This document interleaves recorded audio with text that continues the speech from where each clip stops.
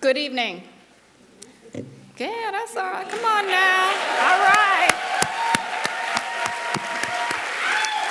That's what I'm talking about. My name is Maya Wiley, and I am the Senior Vice President for Social Justice at the New School and the Henry Cohen. Yay! Woo! The best title I've ever had in any job I've ever had, and I am also the Henry Cohen Professor at the Milano School. And it is my great privilege not just to be a new member of the New School community, but to have this be my first public event with the New School, which could not have been a more inspiring one for me personally. I was given specific instruction to say something personal, which is like, you know, in the presence of a bell hooks and a Jill Soloway, even having the kind of ridiculous task of introducing people who need no introduction, and actually being asked to say something personal in the context of, I think, the time that we're living in right now in this country, which somehow feels both very personal and very political, right? The title of this dialogue series. And like all I kept thinking about when I was thinking about the personal side of this is, I'm just happy to be nappy. And the book, while I was unfortunately a little too old to benefit from Belle's book, Happy to be Nappy. Personally, I will say that, you know, she has always been someone who, for someone like me who has grown up as a black woman with a white mother, who has children who are very much huge fans of a Jill Soloway without knowing it, because they spend so much time avoiding and fighting the question of what are you? That question that is so imbued, not with a question about how we connect to one another across a range of personal experiences, but was really calculated to categorize us in order to choose how to treat us, what box to put us in, how to interact with us. And there was this fascinating conversation going on between Belle and Jill before we came out with my daughter, who happens to be here, about patriarchy and whether her generation, and she's a rising seventh grader, as we like to say, and she's gonna keep on rising. She's, you know, but having this very conversation about the extent to which patriarchy is a conversation for her age group. And one of the things that I will say that I found so hopeful and fascinating is that we live in a time where, unfortunately, we have Donald Trump. But fortunately, we have Donald Trump. And what I mean by that is whether this generation knows the language of feminism or the language of racial equity or the language of patriarchy, this generation is very much in the midst of seeing one of the most honest, disturbing conversations we've ever had as a country. And I think we have to both embrace its disturbingness at the same time that we embrace the fact that at least it's surfacing. And what these two leader, thinkers, doers, I think are going to give us a microcosm of tonight, but I know is something that has been so richly personal to me, is demonstrating how the importance of being able to have that dialogue about oppression, about personal being political, about the fact that we as a society have to figure out a way to be a society of the whole and not a society of division, is one that requires these conversations. So thank you for coming to the New School community, and social justice, here we come.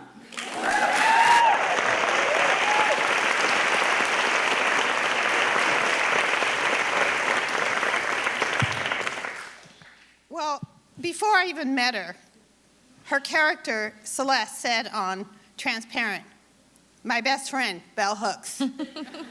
It was prophetic. It was prescient. Yes, I'm in like a dream state right now. I can't believe I'm here. I can't believe I'm here. I can't believe I'm talking to you. So it's I can't crazy. believe I was really worried. I was telling Jill the other night, I don't know if we're going to have an audience. I don't know why they have to have things in these big auditoriums. She was very worried that nobody would come. I told her people will be here. But I have to say that as Jill and I have spent more time together, we've decided that it's not so much that the personal is political, but that psychoanalysis is political, or the whole idea of who we are in relation to trauma and to experiences. And in a way, personal is political was a shortcut way of saying that, but not really going deep enough. Yeah, that's what I started thinking about after I saw what the talk was called, because I didn't know. People would say, "What are you talking about?" And I was like, "Whatever Belle wants." But I saw that it was called The Personal is Political, and I started thinking the psychological is political. I think so Yes, much. not the psychoanalytic. The Yeah, psychological. I think so much about feminism and about women. I think you were there when one of the reporters asked me, what message would I give to young women who want to write or who want to be artists? And I think so much of it is this psychological feeling that it's okay to have a voice, to not be ashamed of yourself, to not be ashamed of your voice. It's a lesson for me every hour. I'm still constantly afraid I'm going to say the wrong thing and get it wrong and be shamed.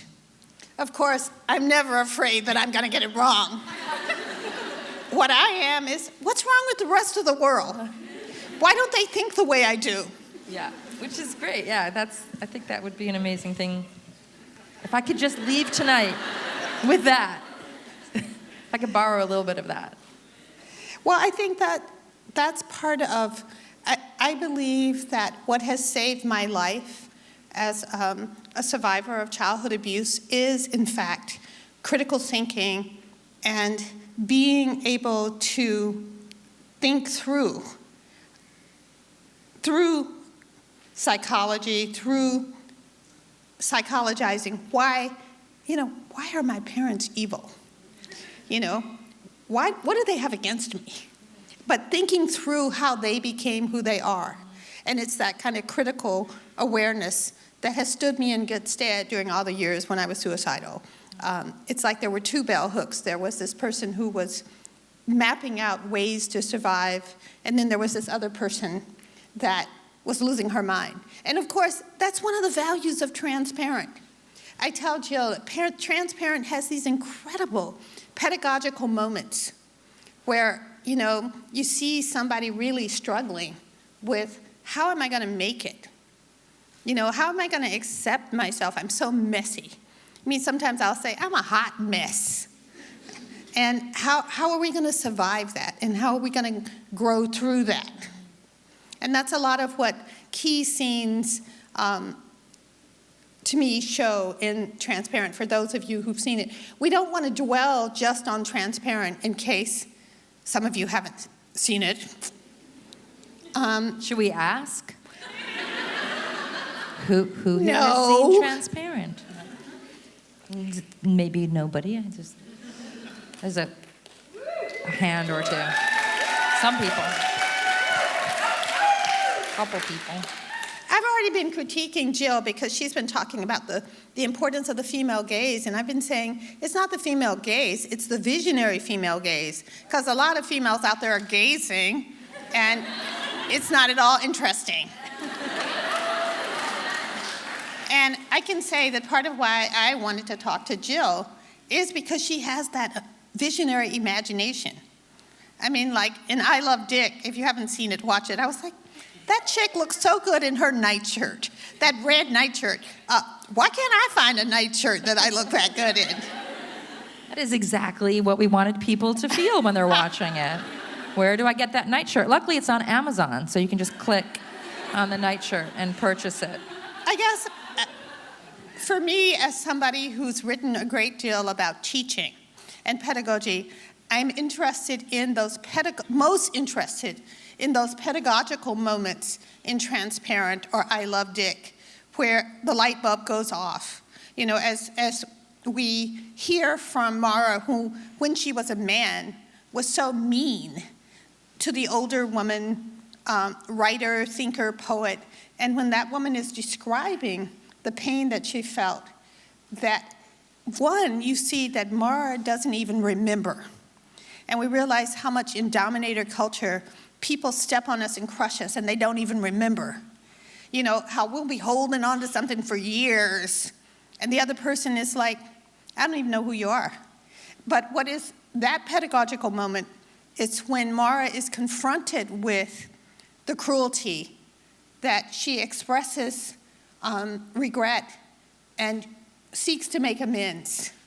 And I think that that's, as we've talked so much about changing the patriarchy or other forms of domination, people have to become aware of what they're doing, and they have to be able to think about what it is like in recovery movements to make amends, to recognize how you've hurt others. I mean, there's a beautiful line in the third season that all of you haven't yet had the pleasure to see, where September 23rd, it comes out. the mother says, I want to get it right, where she says,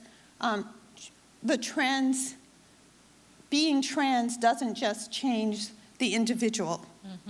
The whole family, right. when someone in a family comes out, everyone transitions. Is that Yes. the part when? Yes. So Shelley transitions season 3. She becomes a brand. But I think that in that one sentence, there's just so much that ordinary people who are heteronormative who don't realize, that, you know, as we're busy following Caitlyn Jenner or Laverne Cox or whatever, that it isn't just the change that person has gone through.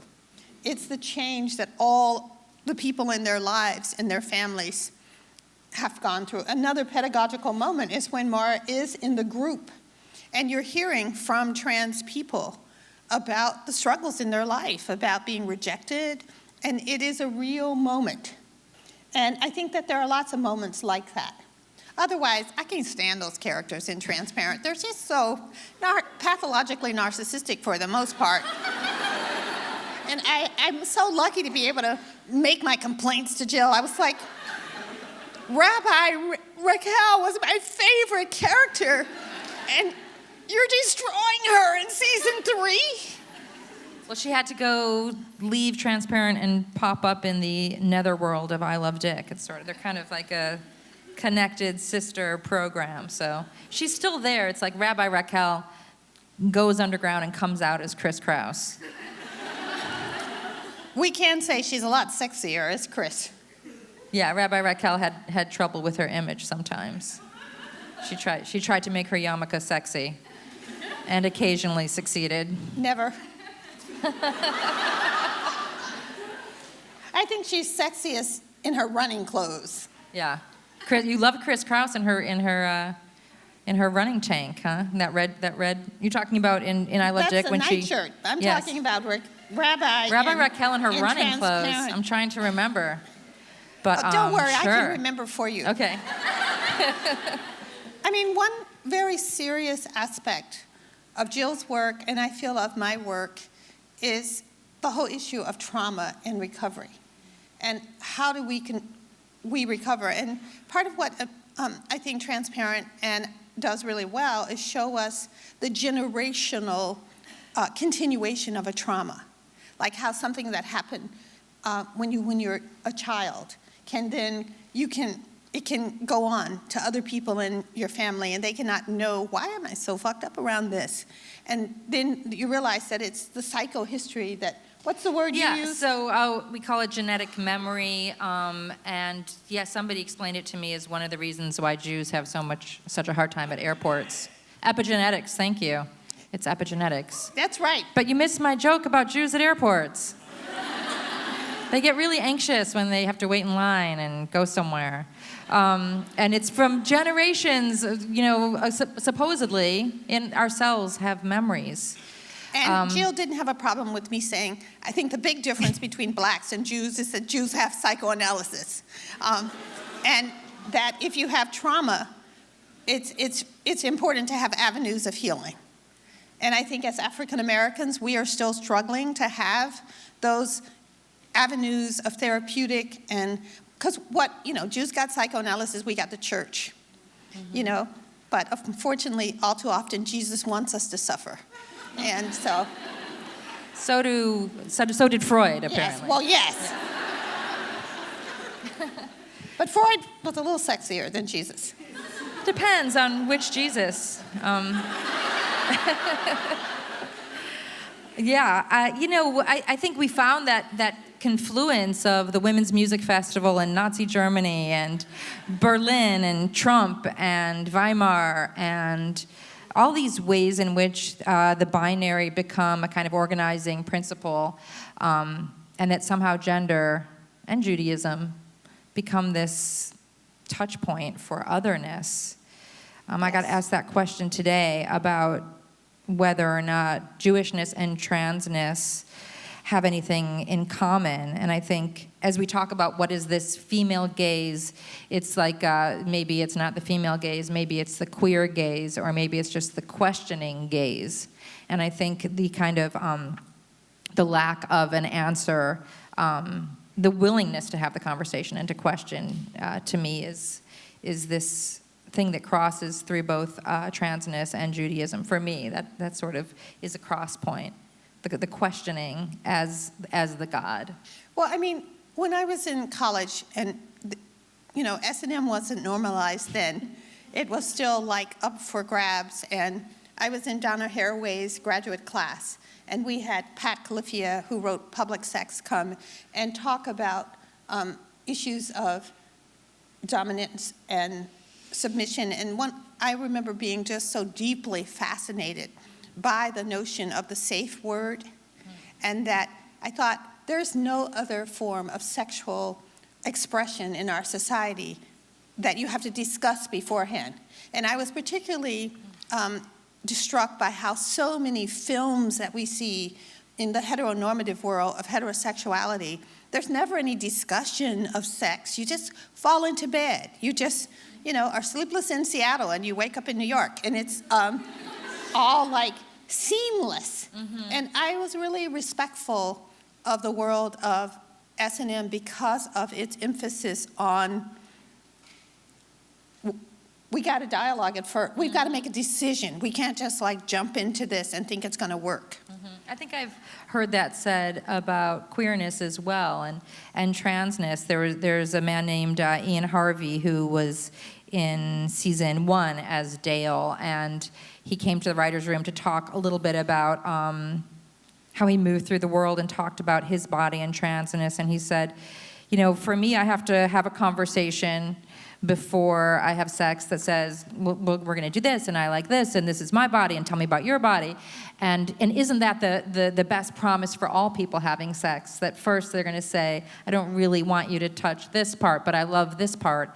And the transing or the queering of sex as an opportunity for all people. But also, it really prioritizes then the question of communication. Yeah, and consent and conversation. And listening. Yeah. If you can't hear me, why should I fuck you? I mean, really? Maybe because you can't hear me. Yeah, but I mean, I'm just saying that presupposes some notion of connect.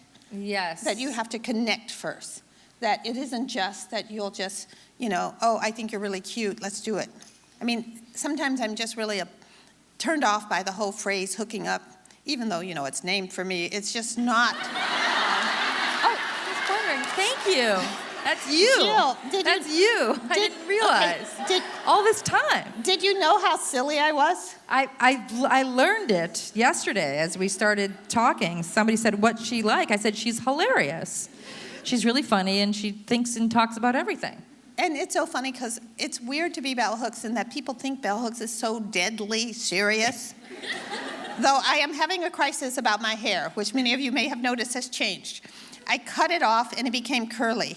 And I just feel like curly hair is just not appropriate for this smart, brilliant intellectual.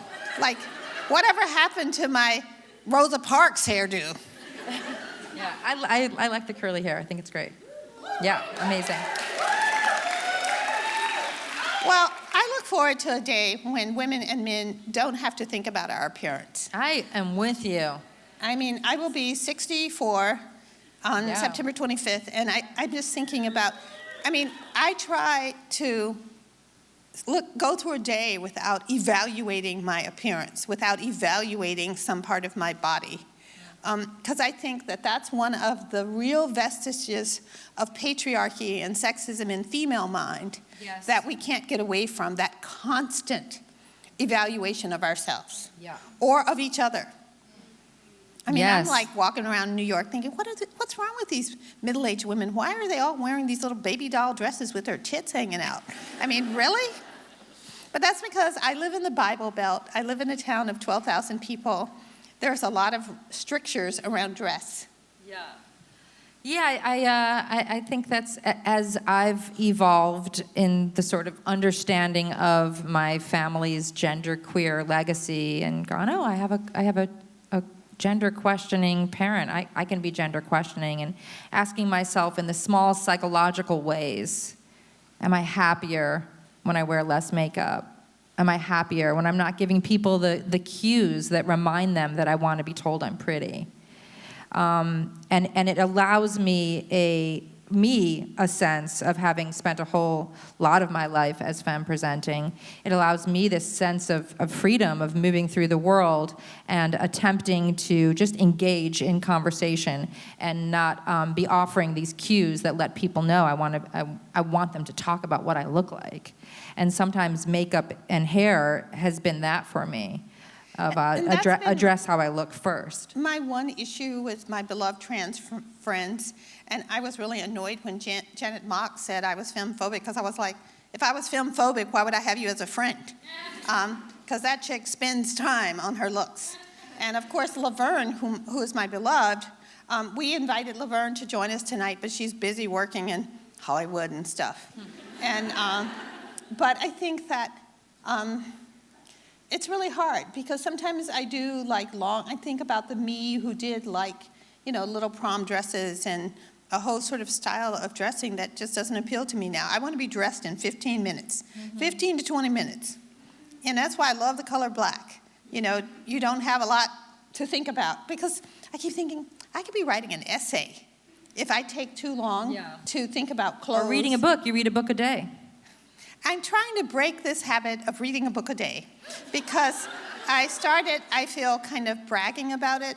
So I'm being serious, from a spiritual standpoint, I felt like my ego was getting I needed people to know that I read a book a day, and it was kind of oh, Bell Hooks, she's so important, she reads a book a day. So I've been trying to change it to a book a week. Yeah. But last night, I couldn't sleep for reading my book of the day, which is Buddhist teacher Sharon Salzberg, new book that's going to come out in June, Real Love. It's amazing. It is so powerful and awesome. So look for it coming out in June. Yeah, and so I want to talk to you about love, and we were talking yesterday about what what would be a potential positive, forward-moving, feel-good, intersectional brand, and you said love. But you hate the word intersectional. I was just going to say, let's talk about the fact that it's not that I hate it, but I feel like I met with new school students earlier today, and they're fresh people for the most part, coming here, many from non-privileged backgrounds, and we were talking about the whole way we create language in the academy. I mean, what the fuck is intersectionality? Do you think I can go around my little Bible Belt town and say, it's all about intersectionality?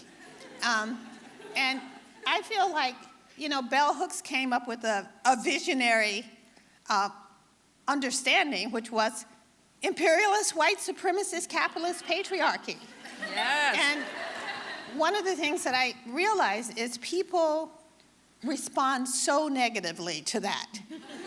Whereas when you talk about intersectionality, it has a kind of political neutrality for people. I mean, it's shocking, we were talking about it earlier, that people in this country don't believe this is an imperialist country.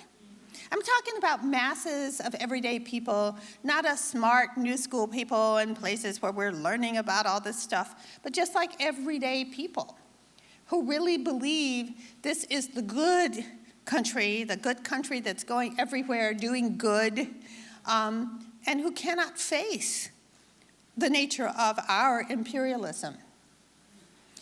That reminds me of another thing we talked about yesterday when I said, do you think that we can wish to have violence ended on this planet? And you said, we can end violence, but we can't end pain.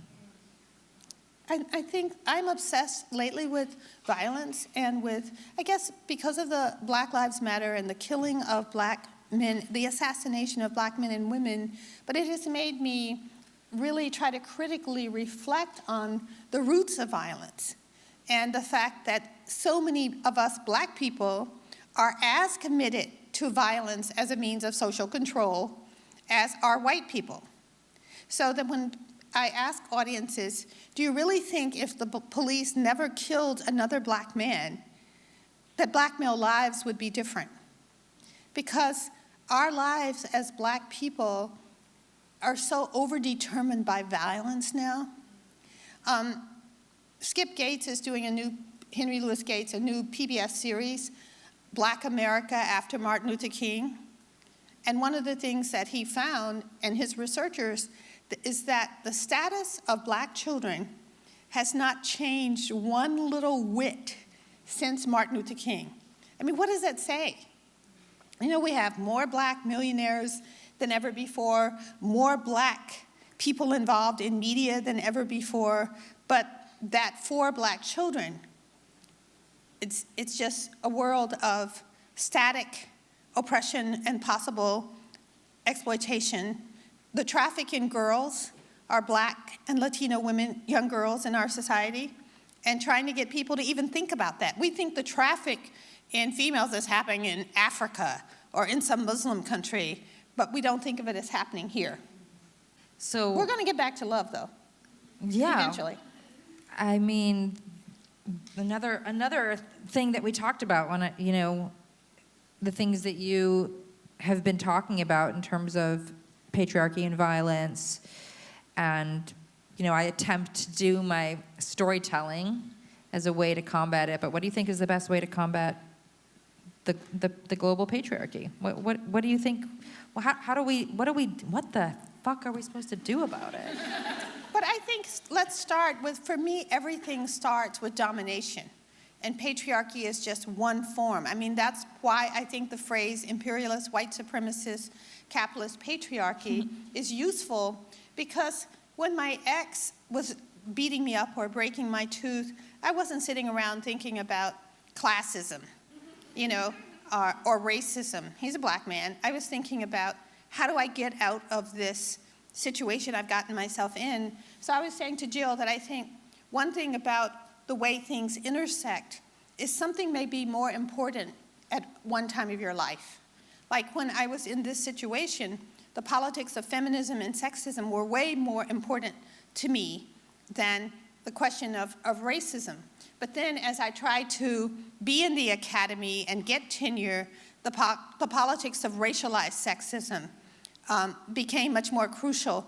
So if I could share one thing, it's that recognition that domination is not static, and that there will be times in your life, like the many of you out there who were dominated and abused as a child. And the great thing is you don't have to stay in that place, because it isn't static. There's always possibilities of shift, change, and recovery. Because I used to say, if I can't get out of my childhood, I may as well die. I just couldn't see the point of going forward. And that's another thing, that Transparent does really well, is show the pain and suffering that people have from what they carry. And she really does this. I urge you all to watch every episode of season 3, because it, much more than the other season, explores that connection between our childhood scripts.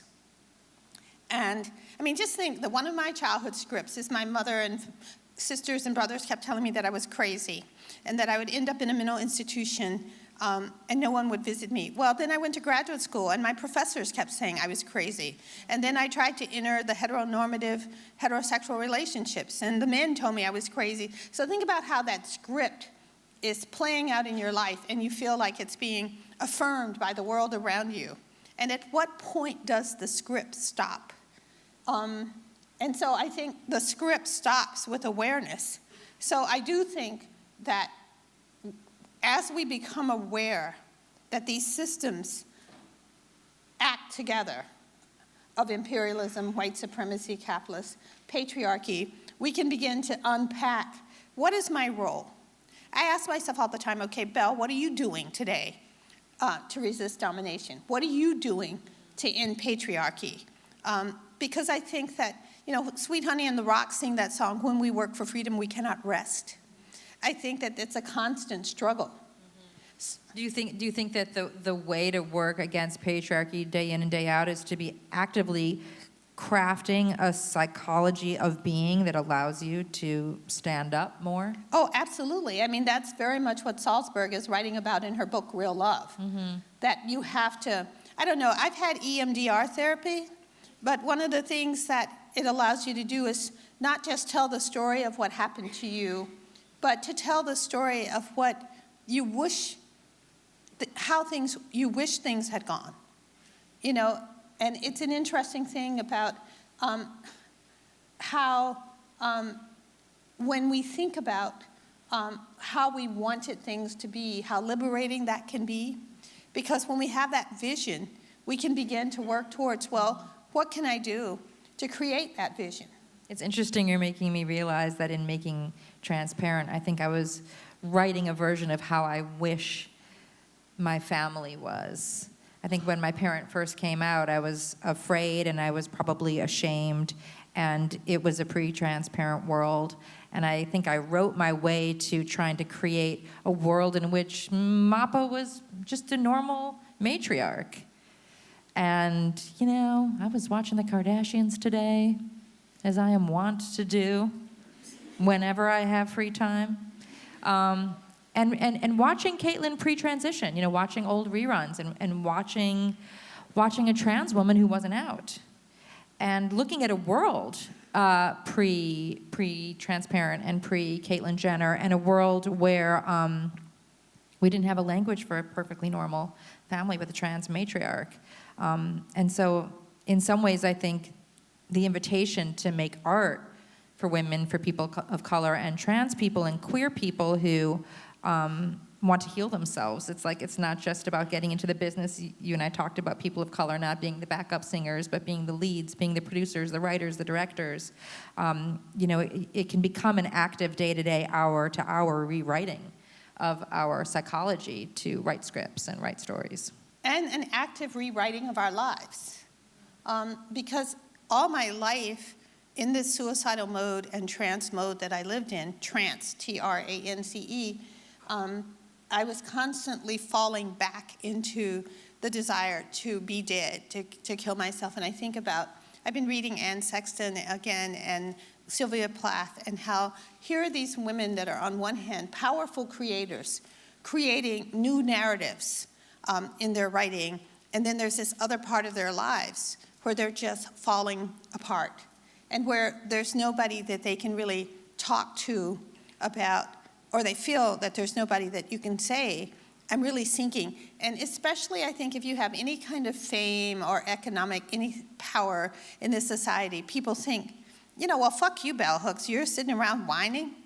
My sisters would tell me, we're not interested in your whatever. And I think that's sometimes a response people have to Transparent. Like, people will tell me, who cares? Who cares about these? I didn't realize people said that about my show.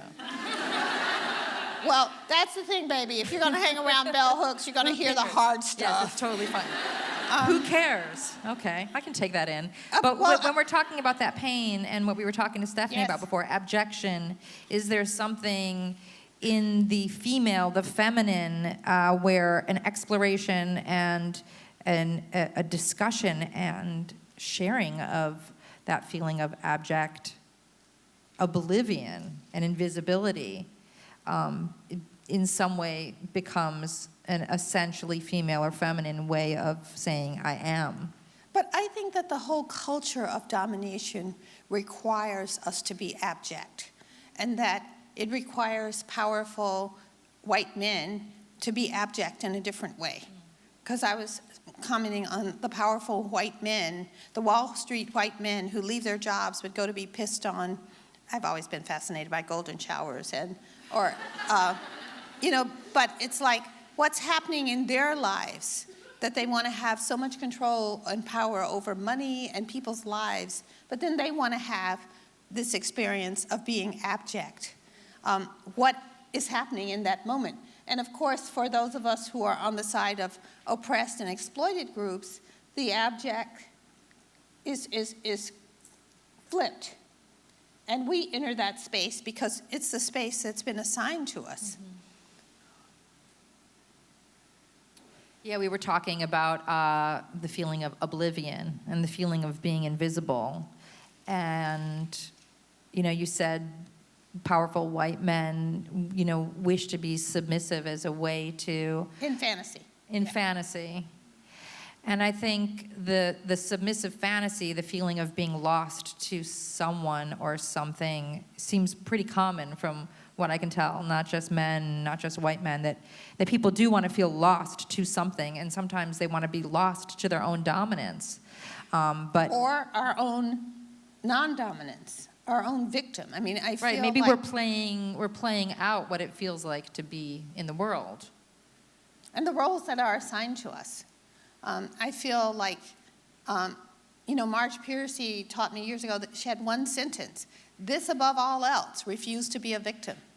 And I really am, I mean, if you all had my phone number, you could call me and hear my phone messages, but I feel like there are all kinds of ways of knowing and epistemologies, and sometimes I do feel like I learned so much from just a sentence. Like that sentence I read as an undergraduate, and it stayed with me: this above all else, refuse to be a victim. And then I could think about, what does it mean to refuse to be a victim? Because if you see this incredible new series Miss Jill is doing, I Love Dick, and it's fascinating when we see this talented woman filmmaker, when Dick says to her, women just don't make good movies. Good. Well, he says because they have to work from behind their oppression, and so they make a lot of bummer shit. You know, but you see her, it's like the more, and this is why we talk about abjection, the more I call it grinding, the more he like says mean things to her, the more she desires him. You know, it's so that we have to think about that again. Yeah, I mean, I think I've been thinking about the heroine's journey and what it means to be to have a forward-moving female protagonist, and we've always been told, we'll just put a woman in a hero's journey, just put a female on a typically male journey. And so we've been sort of told, and I've been told by Hollywood, that the heroine's journey means, you know, Angelina Jolie in a really cool costume, or Sigourney Weaver holding a gun, and we're done, right? We've done it. La Femme Nikita. Yes. Take a woman and make her a typically male hero, and that's the heroine's journey. And I think what's so fascinating about I Love Dick and the book, and something that I read in Eileen's introduction to I Love Dick. Eileen Miles is here. Very exciting. Yes. Looking cute. Just look at you. You talked about the abject as a kind of invention of the female gaze, meaning here is a woman, very simply, who hates herself, but who goes so deeply into how she loves the feeling of hating herself under the gaze of Dick, that it becomes her writer's voice. She discovers her voice in that self-hatred, and she goes on for 1 billion pages, if you count all of her books, you know, recognizing that that abjectness is hers. It's not the opposite of her voice. She can claim it and make it her voice. But do you think that for white women, that abject position can become a kind of manipulative force of power? But I think for black people, that abjection really does become internalized victimhood. So yeah, I think it's privilege to choose abjection. Yes. Yeah. Did I get that right, New Yeah. School people? Yes. I'm terrified I'm going to say the wrong thing. And Well, it's interesting because if you choose it, then it's also more likely that you can choose to walk away from it at some point, that you can make the choice that, you know, I don't want to be in this position anymore. As Sarah, and you look at the new season of Transparent, really struggles with that. I'm so glad this keeps coming back to a commercial for Transparent. I love it. It's Well, as because if you're working for Jeff Bezos. I'm I'm working for my name on the show and, That's right. and them to start reading my books and talking about them. What do you mean? I know. I love that you said a bunch of people called you after my fake character said we were best friends. But I think, I guess, for me, those of you who know about me, I don't use the internet myself. I am now... So-called internet. I've never sent an email, but I have my wonderful assistant who has recently, because I opened the Bell Hooks Institute, and so let me talk about that a bit, because I had a hard time. I've been thinking especially about my gay black male friends like Essex Hempel and Marlon Riggs, creative black gay people who didn't take care of their legacies. So your legacy gets, in the hands of the evangelical parents who think that you're fucking evil. And I always had this image that I would die, and my mother and my older sister would come into my study, and they would find these manuscripts of mine, and there'd be a fire in the fireplace, and they would say, "Who needs to read this shit?"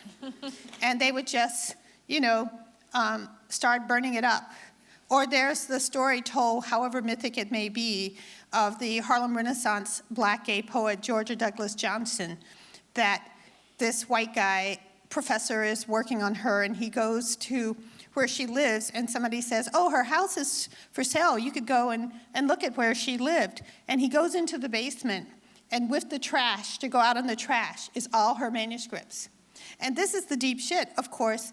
The real estate person says, "Well, you can't have that without talking to the family."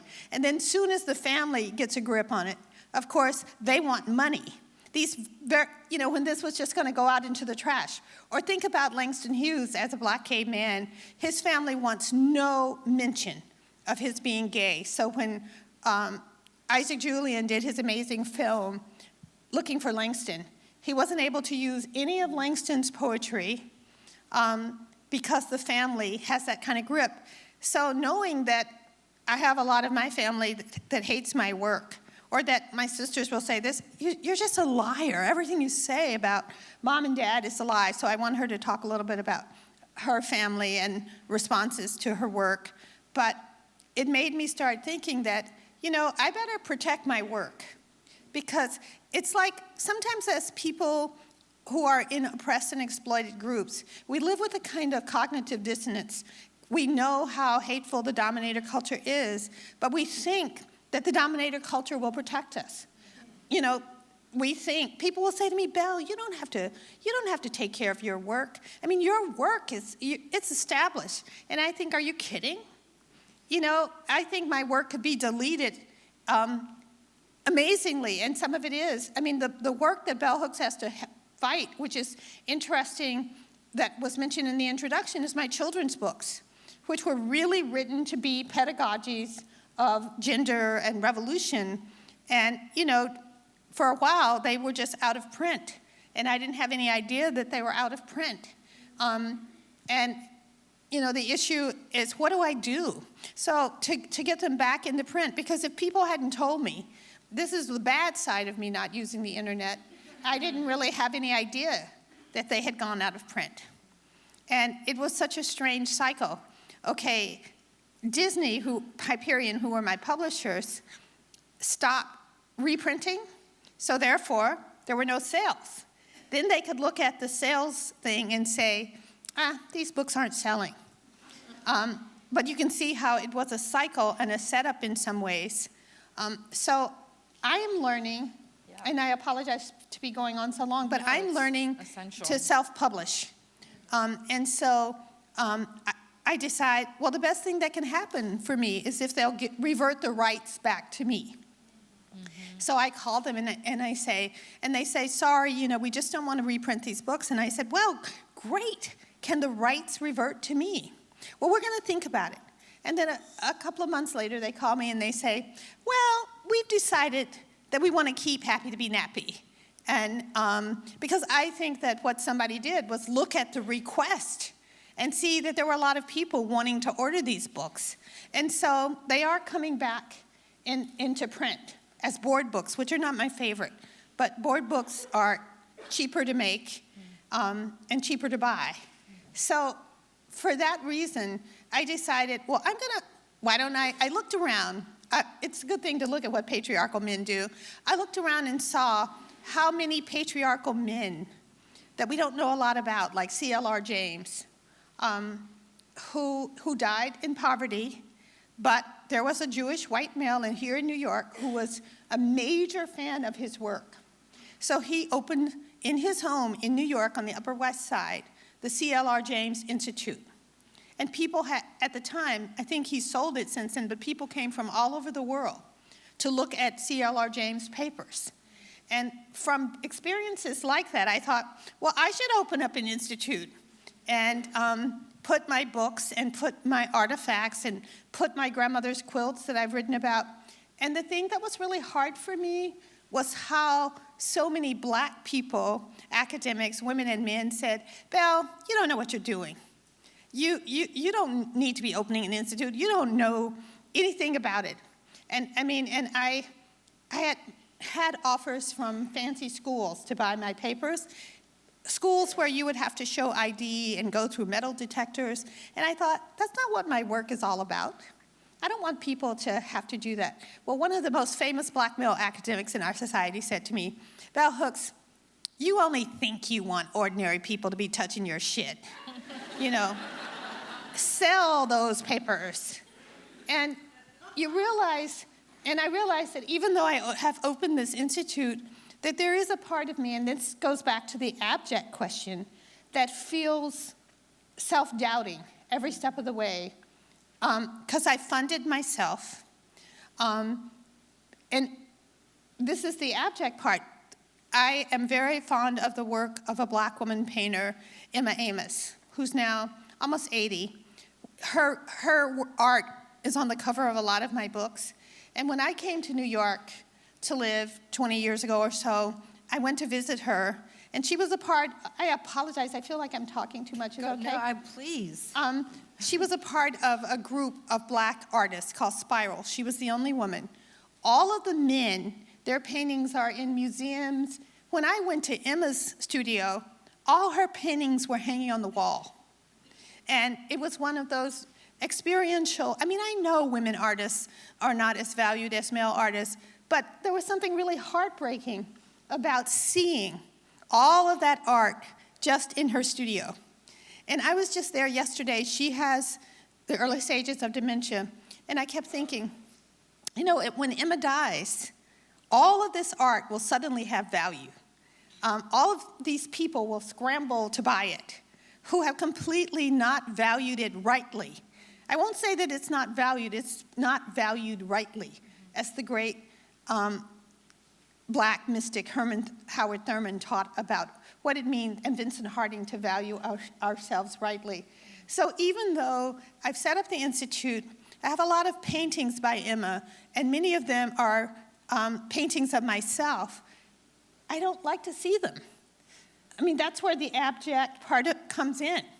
And I feel uneasy, like there's just too much going on about Bell Hooks, too many images, too many everything. Why do I feel that? Yeah, I struggle with that sometimes too when I think, I'm constantly plagued by the feeling, stop, you're too much, don't. And then I just sort of remind myself about patriarchy in sports. And I think one baseball player gets paid $150 million for a couple of years. And then there's like a whole bunch of baseball players on one team, and then there's a bunch of baseball teams, and a bunch of football teams, and a bunch of basketball teams, and it's called sports. And I think even if I was like having the most overexpressed version of my favorite thing, which would be feminist arguing, and imagine there were like teams of feminist arguers, and that they had names. It was like the sluts versus the Jewesses, and they had names and they had jerseys, and the whole family had to watch them argue on TV with me all weekend long. And then when we're not watching other female feminist arguers engage in the sport of arguing, we're doing a fantasy version of it. Because that's what men do at work. They're like watching sports on the weekend, and then all day at work they're doing fantasy sports. And that would be privilege to me, that like there's 1,000 teams, or even a few hundred teams, like me and Eileen arguing against, I don't know, you and, a ghost of Audre Lorde. But it's so interesting because Beth Ritchie, everybody was watching it all black weekend. woman, critical thinker, was hired by the NFL to do education for critical consciousness around violence, especially, football violence. And of course, what she's found is these people don't want to change. She was telling me that she's going into the prison and teaching bell hooks, and these men tell her things like women need to be disciplined. So it's interesting to think about sports as one of the biggest voices of patriarchal and patriarchal violence. Yes, and the watching of it, the cheering for it, the adding up the stats of it, which is a kind of masculine pursuit of what if we had to average out everybody's scores and then remake teams as our hobby. When you think about the shame around the privilege of, I'm going to make an institute named after myself. And by the way, I was sitting and just listening and thinking about all of the ways in which women and people of color and queer people do not have their archives saved. They're not in museums, and they're not being protected, and they're not being temperature controlled. And I run into so many men with privilege who ask this kind of question, like, what should I be doing if you don't want us to be taking over the voice anymore? And I'm thinking, like, just preserve the work of all the women of color who have come before and who aren't being preserved as voices. Look I'm at having what's a problem there. with my hand, and just so you'll understand, can you open my water for me? Of course. This is not about slavery or abjection, but yeah. But notice I felt the need to explain. I'm happy to hand you your water bottle as often as you wish. And I want to talk a little bit about money, because I think money is really real.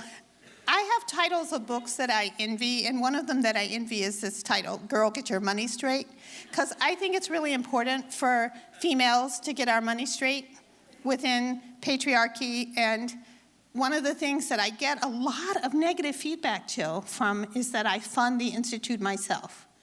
And instead of people saying, how wonderful, black woman, that you have managed to acquire the kind of funds in your life that allow you to do this. I mean, it's not like other black writers and thinkers have just wanted their work to go to the dump. It's because it doesn't just happen. The Institute doesn't just happen. I don't buy clothes at Barney's like I used to years ago and things like that. I put my money in the Institute. But the fact that people pretty much cross the board, cross race, act like, how stupid are you, Belle? You should be writing some grants. You should be blah, blah, blah, blah, blah. And I just think, again, it's like when I say that I'm looking for love, and people say, Belle, you're just so intimidating. And I was thinking, why is it people always want to make me the problem? Because it's another version of you're crazy. Not like, I have to say that I do have an ego, and there are times when I go in the Bell Hooks Institute and I think, I am so amazed that I was able to do this. And I don't know how long it's going to last, but it's so exciting. Yes. And yet, and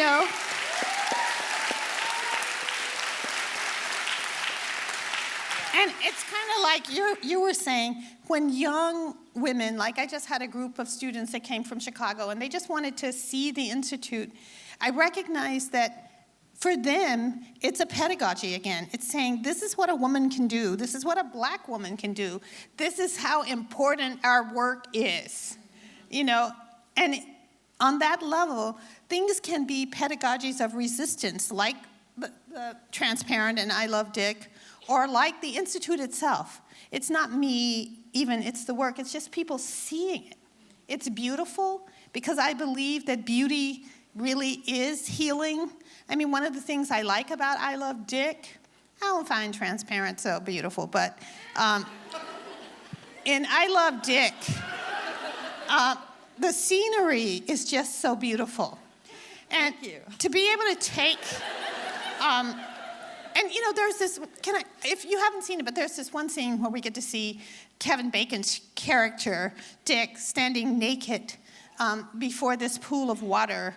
And I mean, again, think about how often do we really see men in either full frontal nudes or you know, from behind or anything nude in the way that we see women constantly in patriarchy.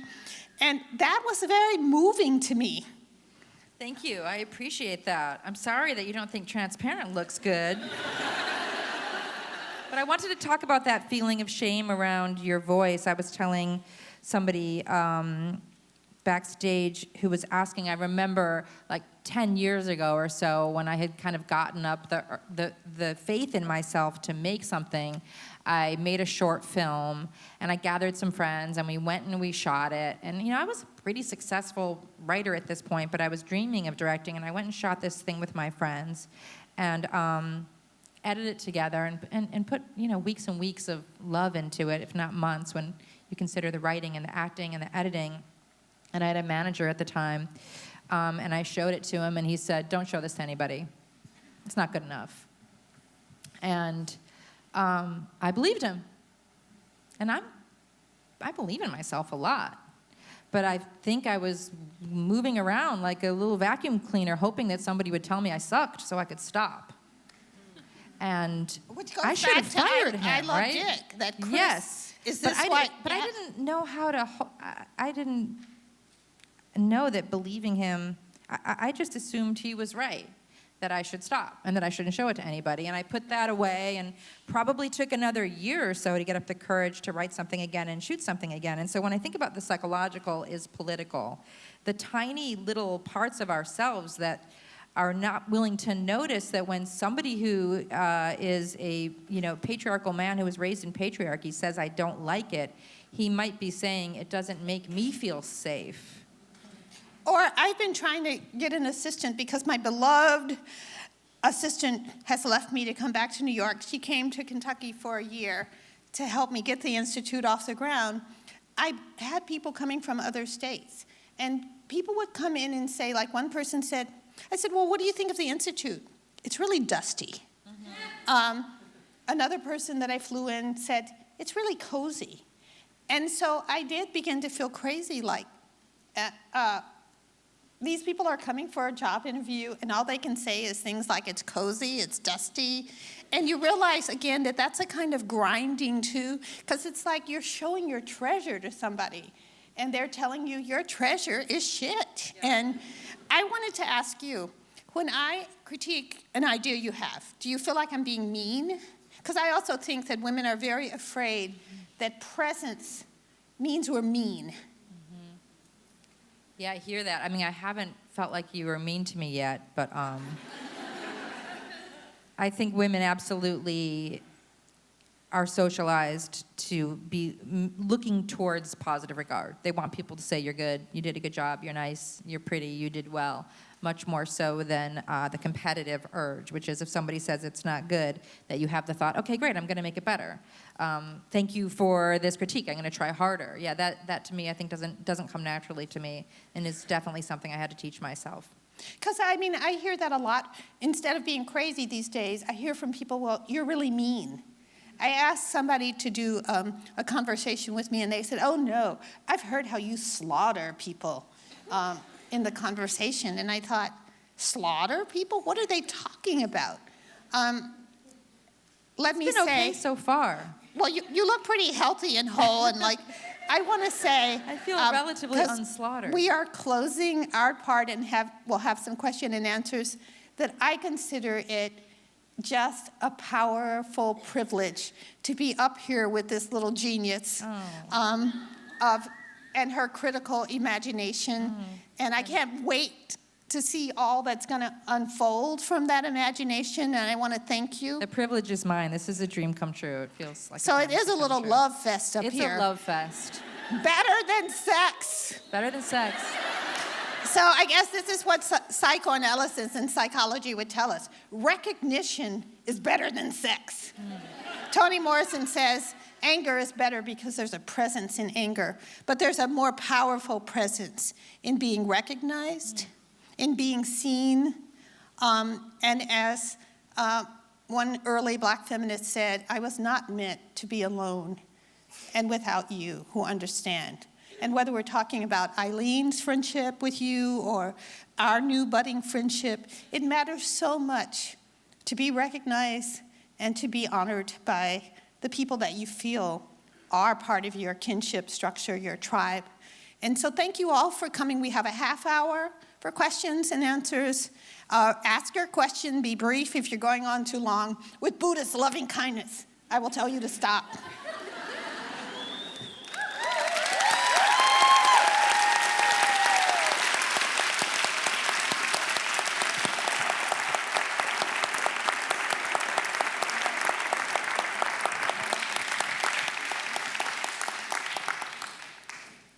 Your name? No question. Oh, they were not headed for the mic. They were like, I'm getting out of here. Yes? Hello. My name is Peta Mani. I'm a student here in the School of Media Studies. I'm working with Dean Wilder currently on understanding media studies. I have a background in psychoneuroimmunology, medicine, and I've spent 14 years in the field studying with indigenous nations across the U.S. and the Pacific Islands. I came here to the New School to finish my college degree because I'm a film school dropout from the 90s. So I like to say I was a transfer student from 1994 when people are looking at me like, who's this old guy sitting next to me in class? Anyway, I heard you were speaking today, Belle, and I've never seen you live. I've consumed all of your videos on YouTube. I watch them repeatedly. You're amazing. You're my Yoda. And all your girlfriends are Jedi Masters, because I just watched the one you did with Janet Mock, and it was phenomenal.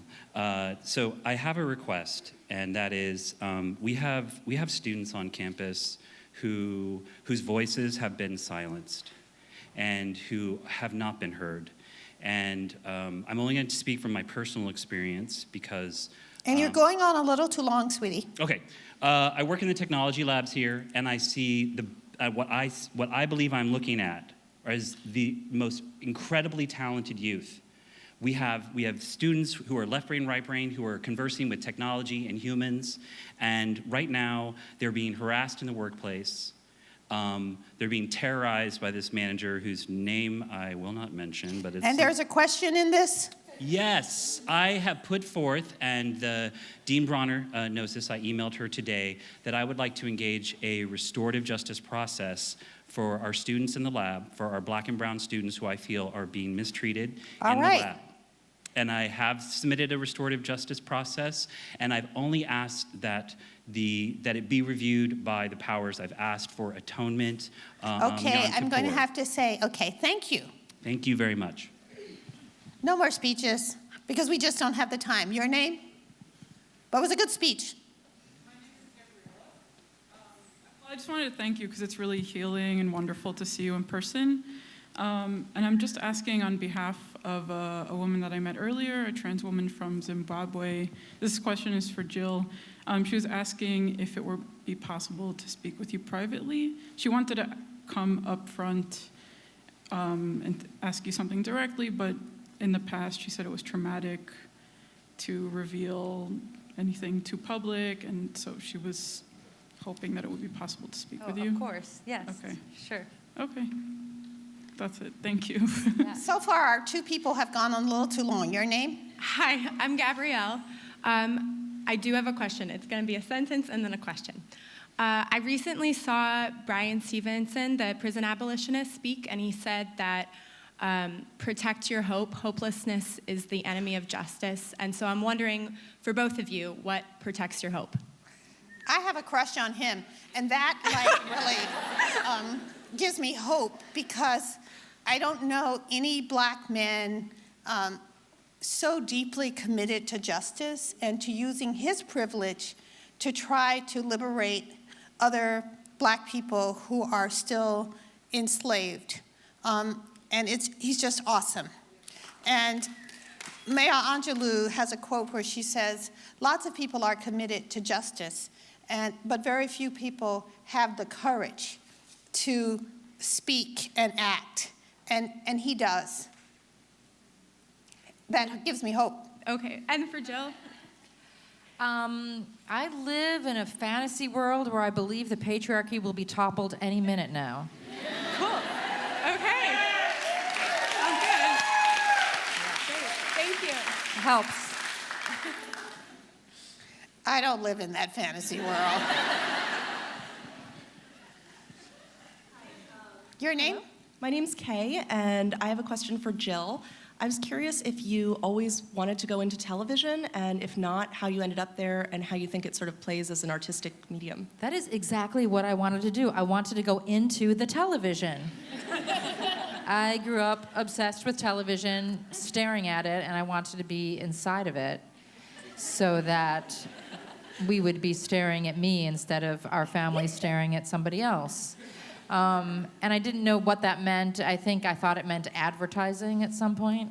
And then got into documentary filmmaking in Chicago. I worked at a place called Cartemquin, and roundabout started creating with my sister, creating theater, and found myself in television, where I realized that, especially lately, I'm having the opportunity to just express myself artistically in a way I couldn't have imagined. So I think television, streaming, filmmaking, any way of making a story, visual story, is something that I pretty quickly realized was a great way for me to be able to make art. Thank you. Hi, thank you both for coming. This question is for Jill. I'm curious to know what informed the decision to cast Jeffrey Tambor, a cisgendered male, in the role of Mora, and how the politics played out in the production community with that.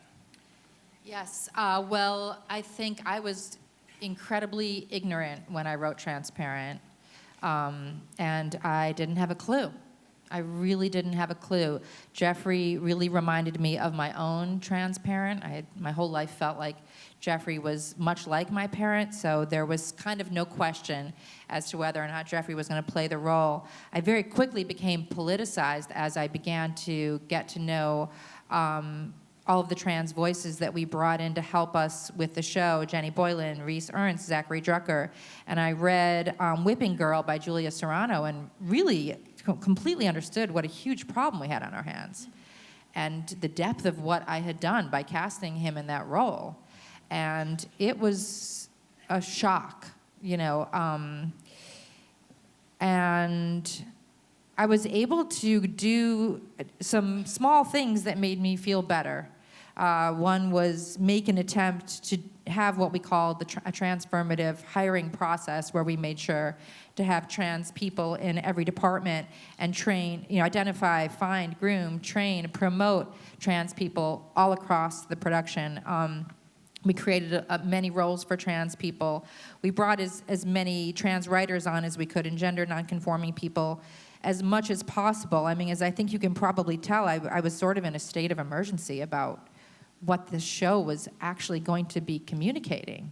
But I think, again, she used the language of abjection. It made me feel better. What she did was an incredible pedagogy of resistance, which is she was capable of critically thinking about her process, acknowledging that she did not have the visionary skills at that moment in time to make the most liberatory decision, and then to try and make amends. Mm-hmm. So, I mean, that is an incredible process.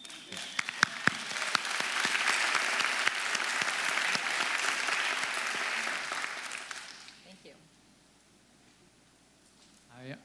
Hi, I'm Andrew. I'm wondering if you could speak to any healing practices that each of you uses in terms of healing from trauma, epigenetic trauma or lived trauma, thinking like co-counseling, generative somatics, talk therapy, et cetera. Can you speak to what's worked for you? I mean, spirituality really works for me. And I do think that it is interesting that you chose to make spirituality be a compartment of Transparent, because we don't see progressive people, and especially people on the left in the society, dealing very much with spirituality. And the other thing that I thought about after my first sexy phone call with Jill was humor and the place of humor in resistance, and what it means to be able to laugh together. And I think it's so important, and I think about the family on Transparent and my own dysfunctional family. I felt that one of the things that held us together as a family was our capacity to laugh. And even when I'm with my siblings today and, we disagree, we can have moments of humor that just remind us that our family wasn't all ugly or wasn't all strife or insanity, but that there were just real moments of pleasure and joy. That's beautiful. I have, I think, created a practice where I go for a walk every morning, and I used to walk with friends or listen to podcasts or listen to music, and I really force myself to do 1 hour just walking and being alone with myself. And I walk in a circle, and I use it as a sort of meditative practice to be in relationship to my own mind without any other noise. I leave my phone at home. And in doing so, I think I've made an attempt to kind of create an internal parent or parents that say, hey, Jill, how's it going? Checking in. Constantly having to remind myself, you're not in trouble, you didn't do anything wrong. I think a lot of people are walking around with the feeling of I'm in trouble, I did something wrong. And they're checking their phone to make sure they're not in trouble and they didn't do anything wrong. And so it's really just, as we were talking about, the psychological is political. It's like I feel like I'm constantly building these little tiny building blocks of taking care of myself to sort of build a reflective self that lets me know that things are going to be okay. Your name? Hi, my name is Maria. I was just, Bell Hooks, I love you so much, first of all. Thank you. Your writings have definitely changed my life. And this one person, AFCO, I don't know if you're familiar with her, has used her writing to relate to animal rights and how that relates to like what you've said. So I was just wondering, like, being that she used you in your writings, what's your opinions on like animal rights and how it relates? That's really difficult because I think the fetishizing of pets in our culture is so scary. I'm not critiquing you, Stephanie Brownie, who just got a dog, Stephanie Browner, but I do see, Black people in general, we've always wondered, how the system of racism could say, white people could say, we smell bad, we do all these things, and then, they have their dogs that eat shit, but they kiss them, and the whole, so that we see a constant hierarchy in this society around privilege that is related to pets. I've forgotten the country that imports their tuna here for cats, while the people in that country are starving. So I feel like the question is one of balance. How can we appreciate the role of pets in our lives, and at the same time, not fetishize them and spend all this money? Look at all the pet stores of little gadgets and little things you can buy for your pets. I think about 32,000 children are dying every day in the world. Lack of food, war, bad water. And so how can we create structures of balance? Your name? Hey, my name is Kay. I actually toured the set of Transparent back in the spring. And so thank you for letting me into your very cool queer house. My question is actually for both of you. I'm wondering how in your respective industries did people, and especially people in the patriarchy, say no to you, and in what ways did both of you work around that to become successful? Because you both are successful. But a lot of times, I went to Stanford, and I was a poet primarily then, and I remember meeting Gary Snyder, and very sexist, very misogynist, but very helpful to me as a young poet. in a way, binaries are not always, like someone can be in a dominating position, but they can also still be helpful. And one of the ways that he was helpful to me is he told me to write, to not be thinking about fame, or not to be thinking about, who's going to publish my whatever. Like a lot of my students will start writing for the first time on a Monday, and they'll want to know, who's going to publish me? Can I turn them on to a publisher? And I do believe that my creative strength has been in doing my work and putting that work first and not fretting over in those early years about, am I getting money for it? Is somebody, what have you? Because I think that is a big survival strength. To have joy in your work. For me, joy in my writing. And by that I don't mean writing comes easy, because sometimes I have a hard time writing, but I do have joy. I wrote a little book of poems, which I tried to sell, called The Female Buddha. Boy, I can't even remember the title of the book. It's not called The Female Buddha. It's called In the Temple of Love, The Female Buddha. And I had tried to sell it, and people were like, I'm sorry, Belle. People just aren't interested in what you think about the female Buddha. But if you would write about race or gender or something, maybe you could find a publisher. And that was my first, with Barbara, experiment in self-publishing. And it was such a victory, because I felt like what was important to me, wholeness is important to me, because I feel like one of the things that's denied people who've been oppressed and exploited is wholeness. And that even when people just want us to talk about gender or race, we're still being denied parts of ourselves. And I'm still struggling all the time to try to bring all the parts of myself together. I'm really into interior design. I'm really into aspects of fashion. I'm not just interested in race and gender. You wouldn't watch the feminist football league that a whole Sunday of women arguing about feminism? Well, yes, that. Yeah. Okay, good. But I'm just saying that. I think that people have to understand that part of our liberation struggle is the struggle to be whole. I am more than my pain. I am more than my color and my sexual whatever. And how to articulate that, is very difficult.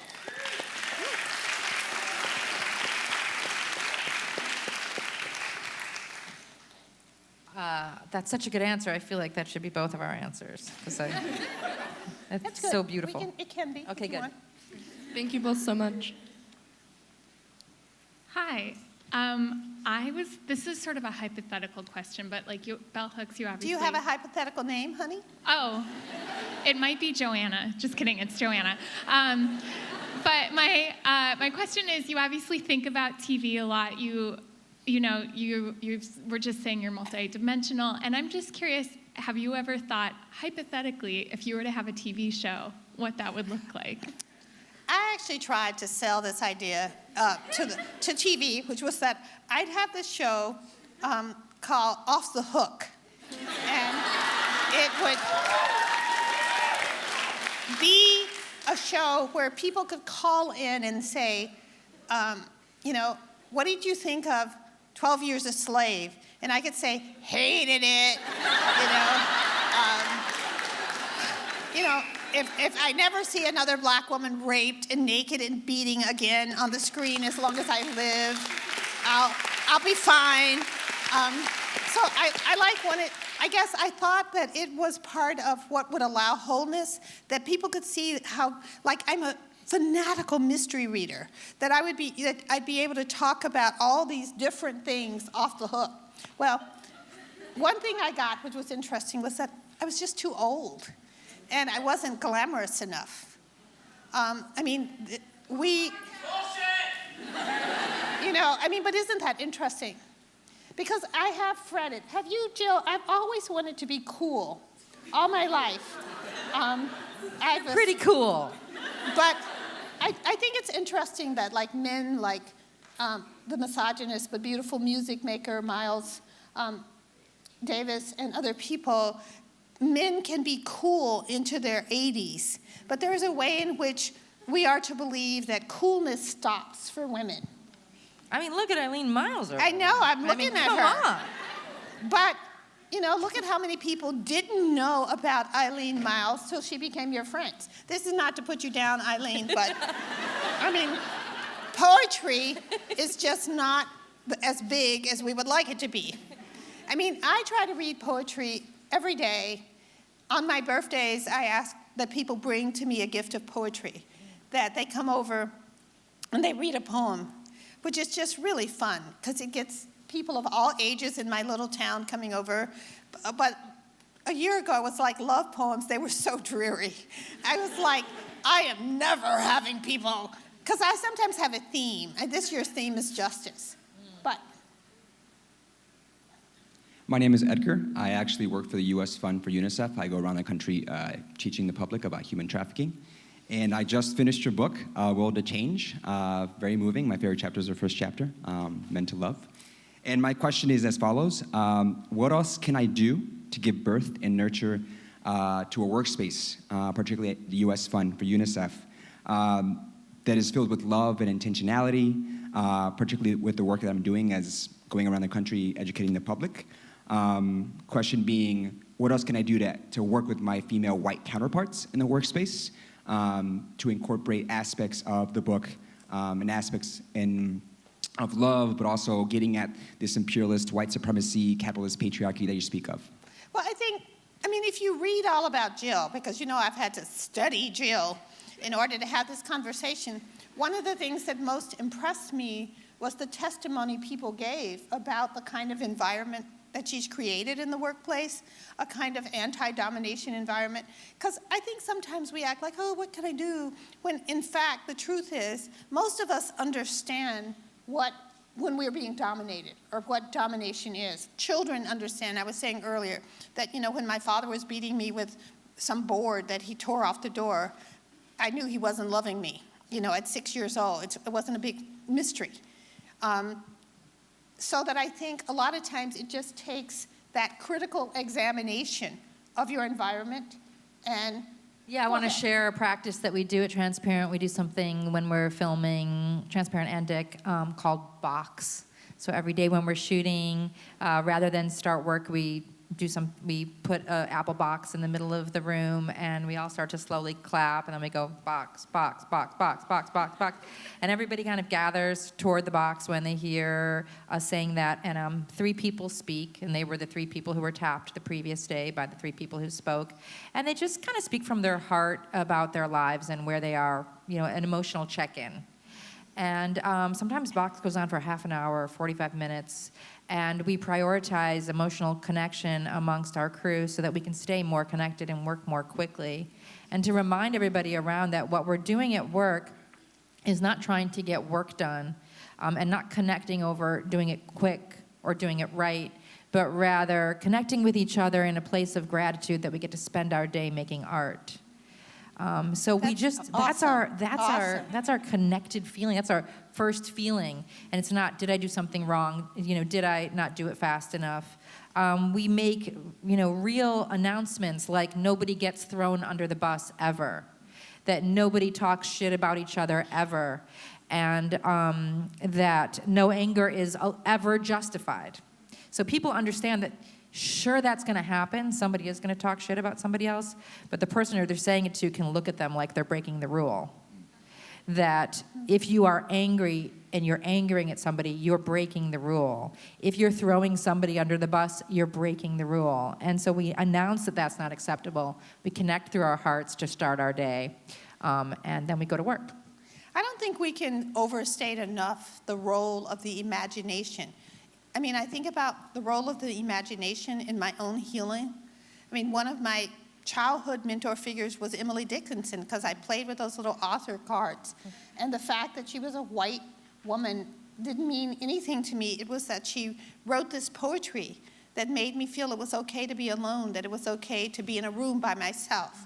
So that I think cultivating the imagination is really crucial to freedom and to thinking outside the box. Because, I mean, that's part of your genius, is your thinking outside the box. I think that's the genius in Bell Hook's work too, is I was trying to think outside the box in terms of feminist thinking and theory. Thank you. Okay, we're almost done. Your name? Oh, yes, this person over here, I'm sorry. Trying to be equal. Thank you. Hi, I'm Montana Simone. I have a self-funded gallery that shows emerging artists who can't otherwise show their work in Brooklyn. So I really appreciate this self-funded institute. And I also have asked myself that question, why am I not getting grants? But I'm just not. So that's great, and I can't wait to come see the institute. My question is, as a young person, navigating misogyny and oppression in my own ways, in building and becoming powerful, I sometimes wonder and have to check in with myself about, am I appropriating some of the mechanisms of power that I've learned from the white male supremacy, and am I oppressing others that I'm now trying to share my experience with or work with and coming up under me for the first time? And I think this is relevant for a lot of creatives who are leaving school and going into their own business now that we have a very fractured workplace where everyone is working on their own and we don't always have bosses. So how do you check in with yourselves? I mean, you've been very successful in doing so, and make sure that you're not appropriating some of these mechanisms of power as you move forward as powerful women in the world. I apologize because we are running out of time. What I would like is for the people who are in line to ask their questions, and we can try to answer all of them, but we won't lose your question. Yours? Hey, question? I'm Katie. Yeah. My question is, it's similar to the last two questions, but less workspace specific or appropriative. I'm wondering what advice you would give to people who are born or socialized in places of privilege, particularly like cisgender white men. How would you advise that they can participate and support the conversation of ending dominator culture? Okay, we got it.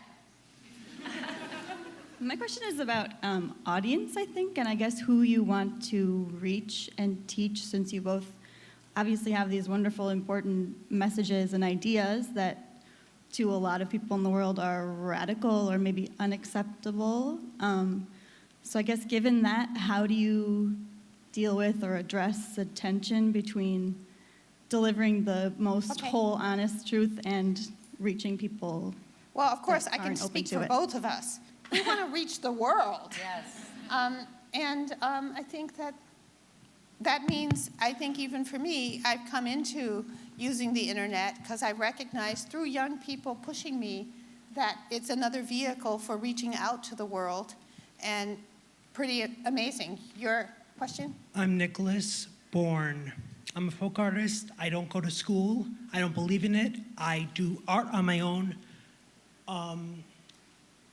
Art reflects the universe, right? Art reflects the world. Where's the gray? Okay, Where's we the got gray that area? question. Is there another question? Because we need to Practical. It's for Jill. Hi, my name is Sima. My question is, have you met the real Dick, and why Marfa? Okay, so let's start with the first question, which had to do with how do we, we all make mistakes. I often with my family am dominating and they call me on it. And I think it goes back to Jill, that we have to be willing to engage in the forms of self-critical analysis that help us see, oh wow, I'm being dominating here, or I'm crushing somebody. And sometimes I crush people without intending to, by the things I say. And so to be able to take responsibility for that. So answer all those other questions, Jill. She's younger than me. She has memory. I'll skip where's the gray for a second because I don't know how to answer it, but I will say I haven't met Dick. I am curious about what he thinks. And why Marfa, again, I don't mean this to be the Bell Hooks and Jill Soloway talk and occasionally reference Eileen Miles' evening, but yeah, Eileen was living in Marfa and she said, you guys should shoot I Love Dick and Marfa. And my first thought was, you're crazy if you think I'm going to move my TV show to your town just because you live there. And then, 5 minutes later, we thought about it and realized that Marfa is a perfect place for this story, which took place in California. It was about the West. And Dick was obsessed with the West. And then, as we got to Marfa, we checked it out, and there was Donald Judd, who was very much a kind of, masculine father figure to a town, and everything just really fit together in a way where it seemed perfect. I met the real Dick years ago, and I love him. And, he's a patriarchal guy in the universe. Sexy, exploitative, all of those things. I mean, one of the things that I think is so good about moving away from binaries is that you see that people are not all one thing. That somebody can stir your imagination, but at the same time be somebody that you may not want to hang out with. I am a big lover of William Faulkner. Racist, sexist, but there's just something about Light in August that, when Lena says, I've come for peace, and I think about my own journey from a small southern town out into the universe, I was so inspired by Lena's journey. Okay. I think that's it.